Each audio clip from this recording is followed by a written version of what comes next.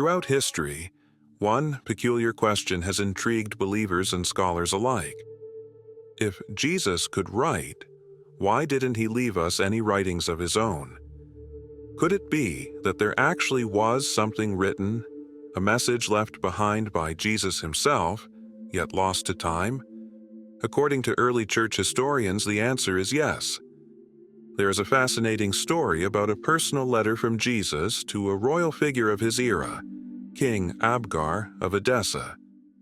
This letter is believed to have been exchanged during a time when Christianity was still in its infancy, hidden away in the shadows of powerful empires.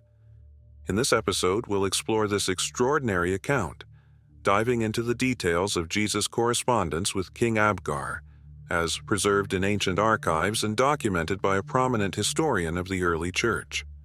But why would Jesus, who preached in Judea and Galilee, write to a king far away in a distant city? And who exactly was this King Abgar? These are the questions we will answer as we uncover a lesser-known chapter of early Christian history.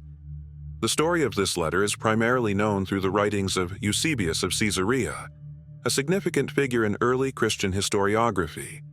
Eusebius, who lived during the early 4th century, is renowned for his extensive work titled Ecclesiastical History, in which he documented the development of the Christian church from its earliest days.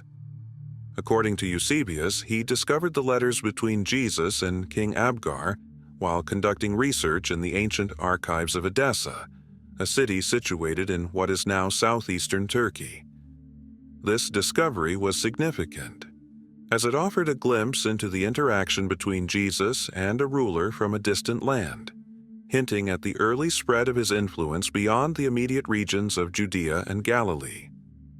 Stories like this show us how fascinating the trajectory of Christianity and its roots are. If you're enjoying this content and want to learn more about intriguing historical accounts like this one, don't forget to like the video and subscribe to the channel. This helps us to keep bringing you incredible topics like this one. King Abgar V, also known by his epithet Abgar the Black, ruled the kingdom of Edessa around 9 AD, during a period marked by the complex interplay of Roman and Persian forces vying for regional dominance. His reign is remembered not only for his strategic diplomacy, but also for his openness to new religious ideas. At that time, Edessa stood as a cultural and trade hub, a city where diverse civilizations met, exchanged ideas, and forged alliances. Being at the crossroads of major trade routes, Edessa attracted merchants, philosophers, and travelers from various parts of the world, making it a fertile ground for the spread of emerging religions and philosophies. The kingdom of Edessa, under Abgar's rule, was part of the Osroene dynasty, a dynasty that played a crucial role in the political landscape of the region. Abgar himself was a shrewd leader, navigating the turbulent waters of Roman and Persian politics with remarkable skill.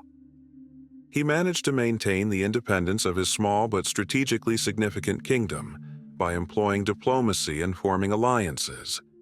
This period of relative stability allowed Edessa to thrive as a center of learning and culture, drawing the attention of scholars and historians alike. However, it was not Abgar's political maneuvering alone that secured his place in history. His most enduring legacy comes from his supposed encounter with the Christian faith at its very inception.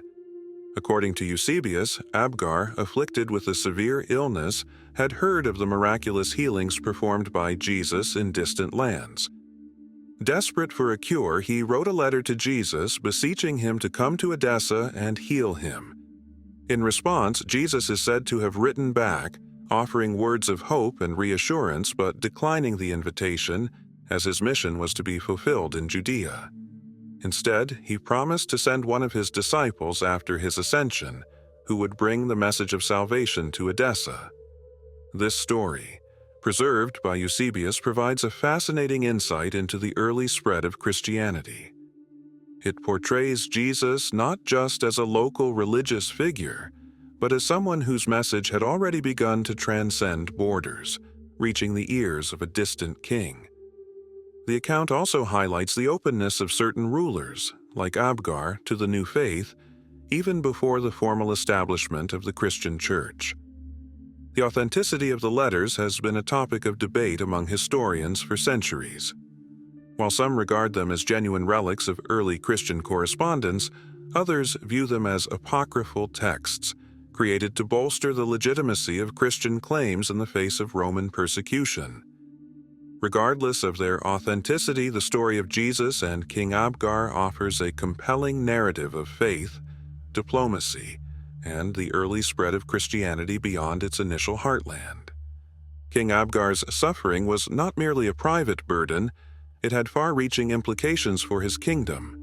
His chronic and debilitating illness meant that he was often unable to fully perform his duties as a ruler, leaving his court and advisors concerned about the future of Edessa.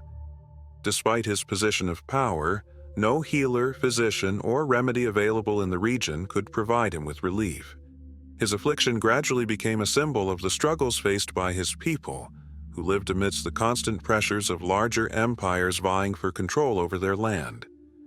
It was during this period of despair that news of an extraordinary figure, Jesus of Nazareth, reached Edessa.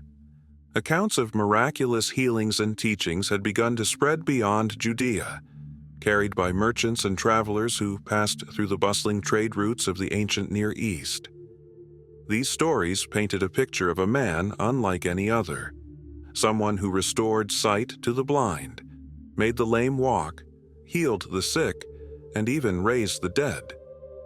For King Abgar, who had exhausted all conventional means of healing, these tales sparked a glimmer of hope. But there was more to Abgar's interest than just physical healing. As a ruler, he understood that his kingdom was vulnerable. The growing influence of the Roman Empire and the ever-present threat of conflict with neighboring powers made Edessa's position precarious. Abgar likely saw in Jesus not only a potential healer of his body, but also a spiritual leader who could bring stability and protection to his people. If this man truly possessed divine power, as the story suggested, his presence in Edessa could change the fate of the kingdom. With these thoughts in mind, Abgar decided to take an unprecedented step. He penned a letter to Jesus, a bold move for a ruler of a distant kingdom. According to early Christian tradition, as recorded by Eusebius of Caesarea in his ecclesiastical history, the letter was written with great reverence and sincerity. In it, Abgar expressed his belief in Jesus' divine nature and extended a heartfelt invitation for him to come to Edessa, offering both sanctuary and an opportunity to heal the king's affliction. The content of Abgar's letter, as preserved by Eusebius, is profound. He began by acknowledging the miraculous deeds attributed to Jesus, saying, "When I heard all those things about you, I considered that you are either God himself, who has come down from heaven to act like this, or that you are the Son of God, doing such things." This opening statement reflects the depth of Abgar's belief. Despite never having met Jesus, the king's words convey a remarkable faith in his divine origin. It is worth noting that at this time Jesus' ministry was still primarily confined to Jewish communities. Abgar's recognition of Jesus as a figure of universal significance, someone whose power could extend to Gentiles, was an extraordinary acknowledgement for a non-Jewish ruler. Abgar continued his letter by making a personal plea. "I am writing to you and ask you to visit me and cure my illness. Incidentally, I have heard that the Jews are grumbling about you and wish you harm. I have a city rather small but noble, and it is sufficient for us both." In this portion of the letter, Abgar not only requested healing, but also offered Jesus a safe haven. He was aware of the growing hostility Jesus faced from the religious authorities in Judea, and saw Edessa as a refuge where Jesus could continue his mission without fear of persecution. This offer of protection underscores the king's genuine concern for Jesus' well-being and his desire to support a figure he believed to be divinely sent. Abgar's letter concluded with a final, heartfelt plea. "Therefore, I write to ask you to come to me and cure the disease that afflicts me." This request was both simple and profound. Abgar placed his faith entirely in Jesus, believing that his mere presence would be enough to bring healing. The letter serves as a testament to the king's humility and hope, a powerful ruler reaching out in desperation to a man he had only heard about, yet whom he believed held the key to his salvation. Delivering this letter was no small task. The journey from Edessa to Judea covered a significant distance, and the route was fraught with dangers, from bandits to political tensions.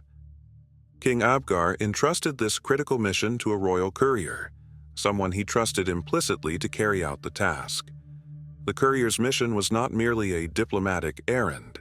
It was a journey of faith, carrying the hopes of a king and his kingdom across treacherous terrain to find a man whose presence alone was believed to hold the power of life and death.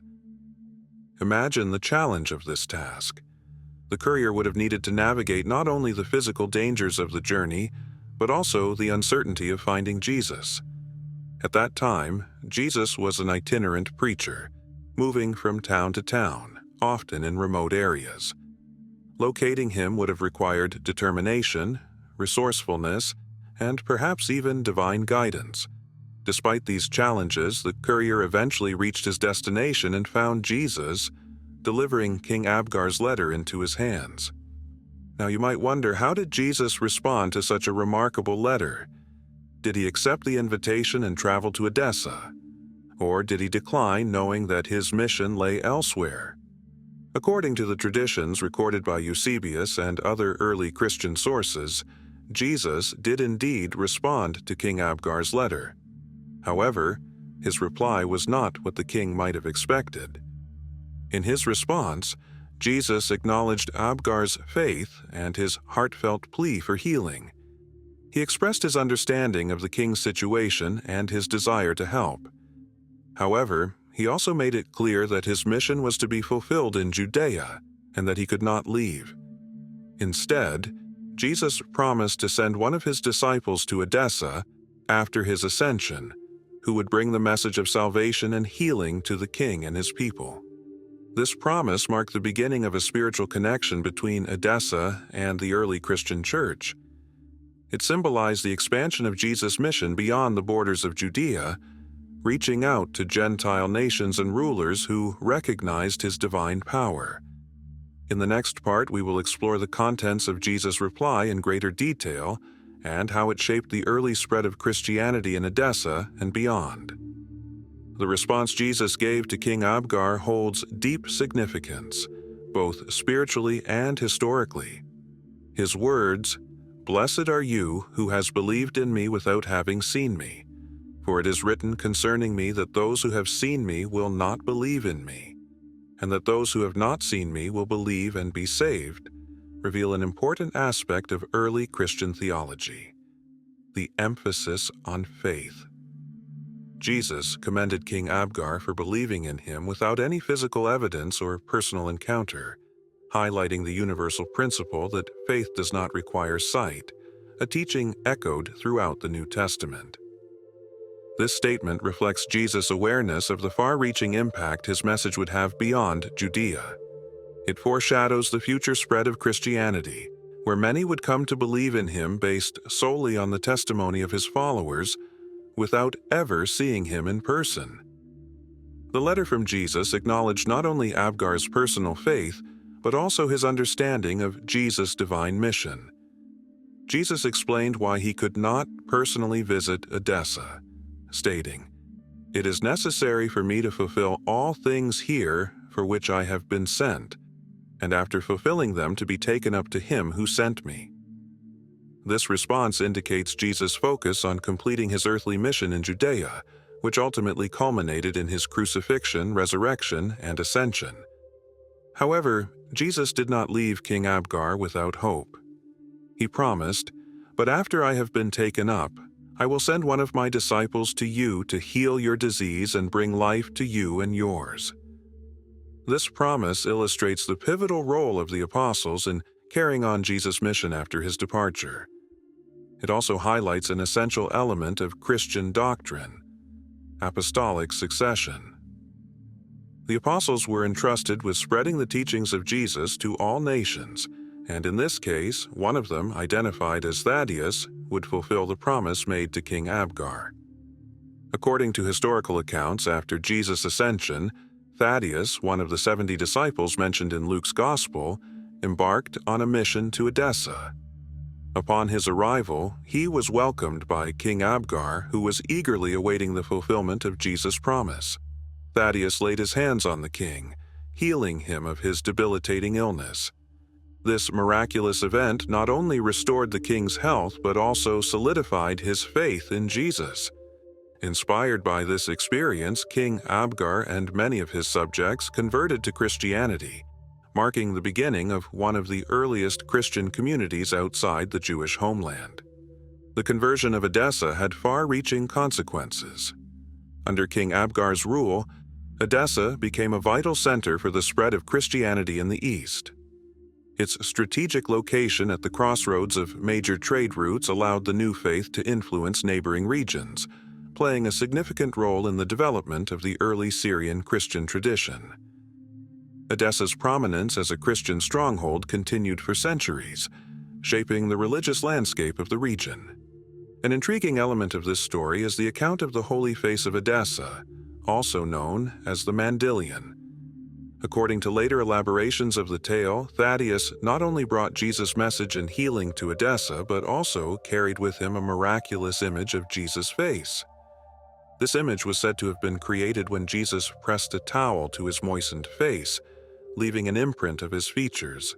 The Mandylion became a revered relic in Edessa, believed to possess protective powers and venerated by the faithful.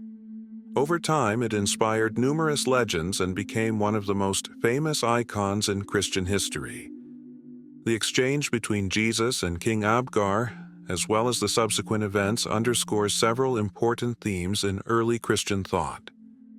First, it emphasizes the universality of Jesus' message. The fact that a Gentile ruler, far removed from the Jewish context, could recognize Jesus' divine nature and seek his help illustrates the broader scope of Jesus' mission. This story reinforces the idea that salvation through Jesus is available to all humanity, regardless of ethnicity or geographic location. Second, the story highlights the power of faith. King Abgar's belief in Jesus, despite never having seen him, exemplifies the kind of faith that Jesus commended throughout his ministry. This theme resonates with the later teachings of the apostles, who often emphasize the importance of faith in their letters to early Christian communities. Finally, the narrative underscores the role of the apostles in spreading Christianity. Jesus' promise to send a disciple to Edessa reflects his trust in his followers to continue his work after his departure. The successful mission of Thaddeus in Edessa serves as an early example of the apostles' efforts to spread the gospel beyond the boundaries of Judea. However, despite its significance, the authenticity of the correspondence between Jesus and King Abgar has been a topic of debate among historians and theologians for centuries. The primary source of this story is Eusebius of Caesarea, who claims to have discovered the letters in the archives of Edessa during his historical research. While Eusebius's account lends credibility to the story, several factors have led scholars to question its authenticity. First, no original copies of the letters have survived. The only record we have comes from Eusebius's transcription, making it difficult to verify the accuracy of the letters. Skeptics argue that the style and content of the letters may not be entirely consistent with the historical and cultural context of Jesus' time. Second, some critics point to the use of Greek in the letters as a potential issue. Greek was a dominant language in the region during that era, but Aramaic was the primary language spoken by Jesus and his followers. While it is plausible that the letters were translated into Greek for the benefit of a broader audience, the absence of an original Aramaic version leaves room for doubt. Nevertheless, it is important to note that the lack of conclusive evidence does not necessarily disprove the existence of the letters. Many ancient documents have been lost to time, and the story's survival through Eusebius suggests that it held significant meaning for early Christians. Furthermore, the cultural and historical context of Edessa supports the plausibility of such an exchange. Edessa was known for its openness to new religious ideas, and its early adoption of Christianity aligns with the narrative presented by Eusebius. In conclusion, whether or not the letters are historically authentic, the story of Jesus and King Abgar carries profound symbolic meaning. It represents the spread of Jesus' message beyond the confines of Judea, the importance of faith, and the role of the apostles in establishing early Christian communities. The tale of King Abgar's conversion and the miraculous healing by Thaddeus serve as a testament to the enduring power of faith and the universal appeal of Jesus' teachings. The story of Jesus' letter to King Abgar is not just a historical account, but an invitation to reflect on faith, courage, and hope. Whether this story is true or legendary, it shows how Jesus' message crossed borders and won hearts far beyond his homeland. Did you like this video? Then don't forget to leave a like and share it with anyone you think might be interested in this story. And of course, subscribe to the channel and activate the bell so you don't miss the next episodes, where we explore fascinating topics like this one. Thanks for watching, and see you in the next video.